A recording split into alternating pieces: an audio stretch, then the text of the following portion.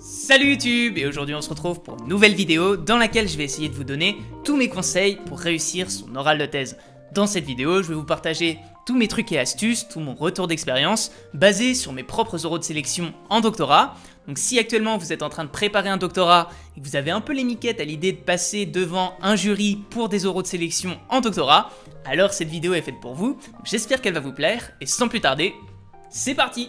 Mais avant de vous passer en revue tous mes conseils et les pièges à éviter pour réussir ces oraux de sélection en doctorat, si vous voulez suivre toute l'évolution de ma propre thèse et retrouver d'autres vidéos sur le doctorat et l'orientation scolaire en général, alors je vous invite à vous abonner à la chaîne en activant la petite cloche parce qu'on le dit jamais assez. Alors, comment réussir son oral de thèse? Le premier conseil que je vais vous partager, c'est de ne pas avoir peur de soumettre, de proposer ou de défendre un projet de recherche qui ne serait pas fini. Comme son nom l'indique, vous allez défendre un projet de recherche. Un projet, c'est amené à évoluer, à être modifié, à être corrigé. Vous allez de toute façon ajouter des choses, puis en enlever, puis en remodifier 3 mois plus tard. Ce projet, c'est qu'un début pour montrer qu'il y a un intérêt à vous financer, ou en tout cas, à ce que vous meniez votre doctorat sur ce sujet précis. Donc quoi qu'il arrive, dans ce que vous présentez aujourd'hui, il y a des choses qui vont même plus exister après, il y a des choses qui vont être modifiées, qui vont être corrigées, qui vont être enlevées, puis ensuite rajoutées. Et ça, le jury, il en a pleinement conscience. Donc le jury, ce qu'il attend de vous, au moment de vous présenter votre projet de thèse pendant les oraux, c'est pas d'avoir quelque chose de parfaitement fini, parfaitement délimité, parfaitement cadré,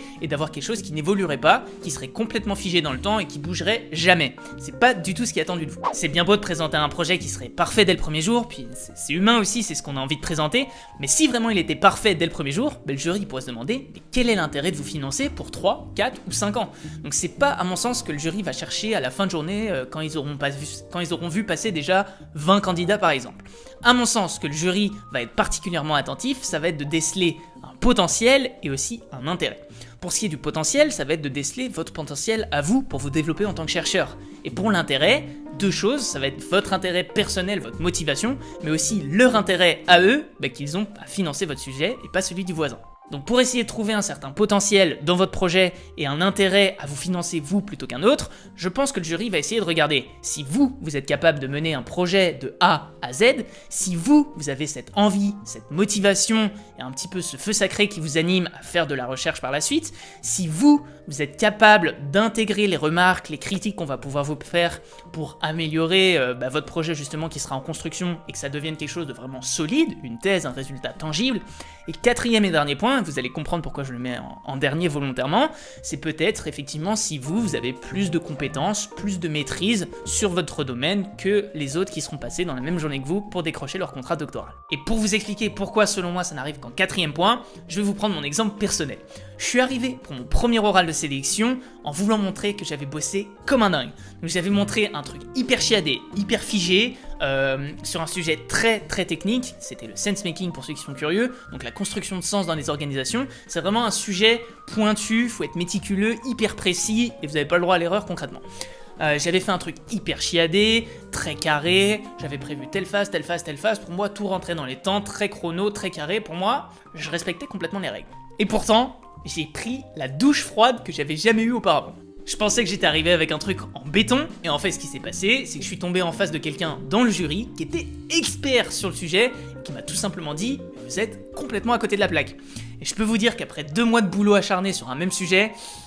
ça pique un peu. Et pourtant, j'ai été accepté pour aller à ce deuxième oral où j'ai présenté un sujet qui était beaucoup mieux construit. J'avais tout simplement laissé de côté cette notion que je maîtrisais pas et ça s'est super bien passé pour moi. Donc au final, ce qui a marché pour moi, c'est pas tant ma maîtrise du sujet, ma compétence de toute façon. Maîtriser son sujet, ça se fait principalement pendant son doctorat. Ce qui a été hyper important et c'est ce qui, moi, m'a permis d'aller plus loin et de décrocher mon contrat doctoral, c'est sûrement, en tout cas j'imagine, ma motivation, mon envie et le fait de pouvoir prendre en compte les remarques pour ensuite en tirer quelque chose de meilleur, avoir un meilleur projet et pas de miser dès le jour 1 sur quelque chose de parfait, figé dans le temps et qui serait pas amené à évoluer. Allez, sans plus tarder, le deuxième conseil que j'ai envie de vous donner, c'est de rester le plus clair et le plus concis possible. Plus vous serez clair dans vos explications, dans ce qui vous a amené à travailler sur tel ou tel sujet, dans ce qui vous a amené à telle ou telle problématique, à tel ou tel raisonnement, et plus on vous suivra facilement. Ça c'est hyper important parce qu'à la fin de la journée, faut pas oublier que ça reste un oral de sélection, il y a plusieurs candidats, il va falloir sortir du lot et rester le plus clair et le plus compréhensible possible. Faut pas oublier que votre sujet, il est peut-être très clair pour vous, mais c'est pas nécessairement le cas de tous les membres du jury, encore plus après après avoir entendu 10, 15 ou 20 présentations dans la même journée. Et justement, puisque le jury aura entendu plusieurs présentations et va entendre plusieurs présentations dans un court laps de temps, ce qui va rester, c'est les présentations qui auront été les plus claires possibles. Et c'est là toute la difficulté de la présentation à l'oral. Il faut être suffisamment précis et technique pour pas faire un exposé niveau CM1, mais en même temps, il faut pas embrouiller tout le monde avec un jargon technique à n'en plus finir et noyer tout le monde dans une présentation hyper technique où personne n'y comprend plus rien. C'est là toute la difficulté de la chose, et pour ça, j'ai deux bons moyens de savoir si vous avez été suffisamment clair, suffisamment concis, et suffisamment compréhensible dans ce que vous dites. Un bon moyen de savoir si vous êtes suffisamment clair, c'est de voir si 1. Vous êtes capable d'expliquer votre sujet avec des phrases courtes, avec des phrases simples, sans tourner autour du pot pendant des heures, et 2. C'est de prendre, je sais pas, quelqu'un de votre entourage, vos parents, votre copine, un ami, qui vous voulez, mais qui n'est pas du tout du milieu, et de lui faire votre présentation, et si vous voyez qu'il n'y pige strictement rien,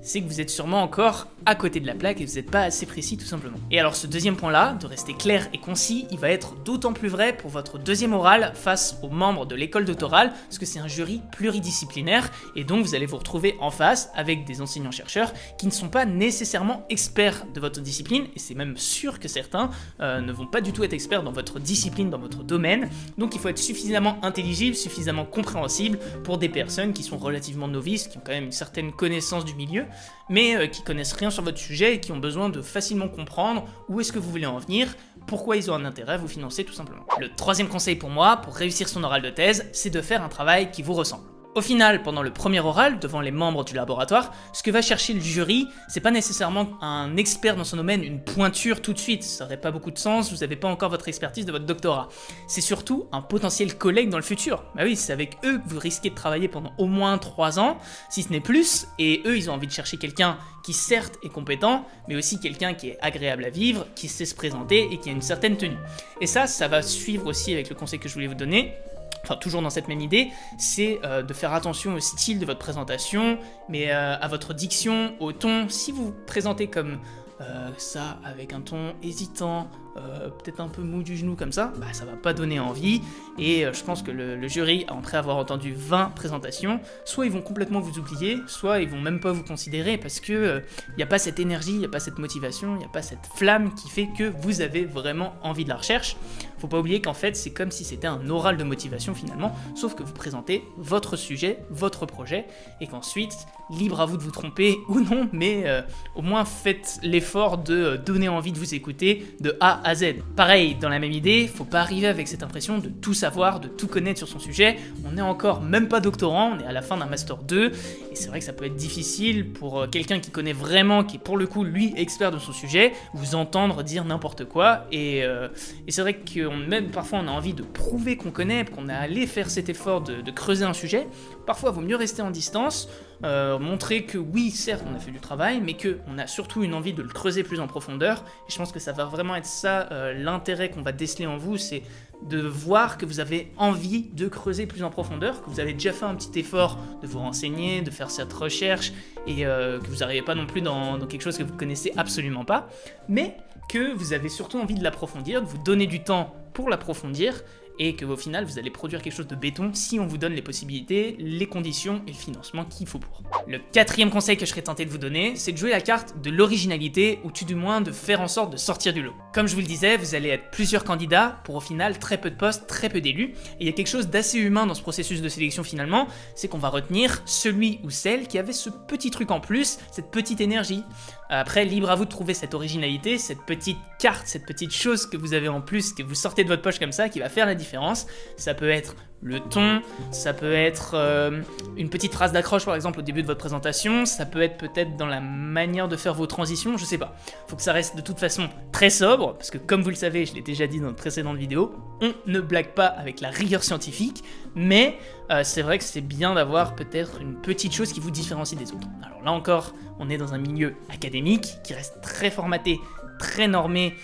D'ailleurs, c'est quelque chose aussi que je mentionne dans les 5 choses que je n'aime pas dans mon doctorat. Je vous mets la vidéo hop, juste ici et le lien sera en description. Donc attention, vous pouvez pas non plus faire de grosses folies avec des transitions de la police d'écriture à droite à gauche, des blagues, enfin bref, ça reste quand même assez sérieux, faites attention. J'ai envie de faire une comparaison pour imager un peu la chose. C'est comme si je vous mettais toute une soirée devant The Voice aux éditions à l'aveugle et qu'à la fin de la soirée, je vous demande, au fait, quel candidat t'as retenu ? Et là, vous allez voir que parmi, je sais pas, les 20-30 personnes que vous avez entendues, vous allez en retenir que très peu. Et qu'est-ce qui va faire que vous avez retenu tel ou tel candidat ? 1, bah, il a bien chanté, et 2, il avait ce petit grain de voix original, il avait ce truc en plus, cette petite carte et cette dose d'originalité que les autres n'avaient pas. Et nous, ça va être le but de faire pareil, mais dans le milieu académique, donc beaucoup plus normé, beaucoup plus rigide, mais de sortir du lot à la fin de la journée, et le but à la fin de la journée, ça va être de faire en sorte qu'on se souvienne de vous, et qu'on ait envie de se dire, ah ouais, lui, il a un projet cohérent, il est clair, il est concis, il explique bien, ça paraît cohérent, ça paraît justifié, et il y a un vrai intérêt derrière, que ce soit au niveau personnel ou au niveau professionnel. Là franchement le choix il va être assez vite fait, on va aller pour lui. Et enfin, 5e et dernier conseil, qui est peut-être le plus bête de tous à appliquer, mais qui est celui qui peut peut-être faire le plus défaut le jour J si vous n'êtes pas entraîné, c'est de respecter les timings. Comme je vous le disais tout à l'heure, on ne blague pas avec la rigueur scientifique, et alors nous, on peut blaguer, on s'en fout, mais alors eux, croyez-moi qu'ils blaguent pas avec ça. Donc si vous arrivez, si on vous demande de faire 10 minutes de présentation et 10 minutes de questions-réponses, c'est pas 12 minutes ou c'est pas 8 minutes 50, c'est 10 minutes tout pile dans les deux cas.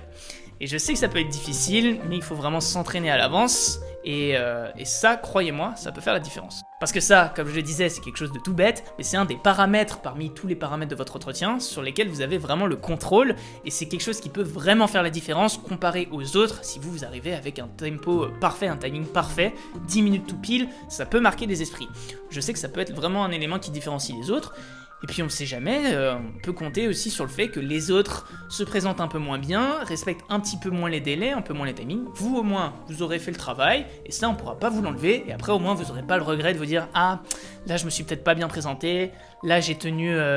8 minutes 30 au lieu de 10 minutes qu'on me demandait, ah là je suis peut-être allé un peu trop en longueur, j'ai pas eu le temps de tout donner, j'ai pas eu le temps de dire tout ce que je voulais dire », et on sait à quel point c'est frustrant et à quel point ça peut vous bousiller le moral après un oral. Au moins, entraînez-vous à l'avance, et le mieux, si vous y arrivez, c'est le jour J de tout péter et de faire le chrono parfait. Voilà pour cette vidéo, j'espère qu'elle vous aura plu. Si c'est le cas, n'hésitez pas à liker la vidéo, et puis évidemment,